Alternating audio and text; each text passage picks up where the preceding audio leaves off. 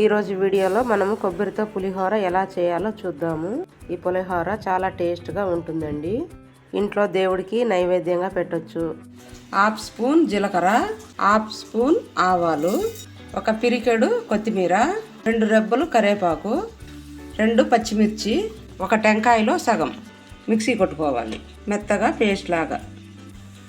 ఇందులోకి ఆయిల్ వేసుకోవాలి, పిరికెడు పల్లీలు వేసుకోవాలి, 2 స్పూన్లు శనగబేడలు, 1 స్పూన్ ఉద్దిపప్పు, కాజు 2 స్పూన్లు వేసుకోవాలి.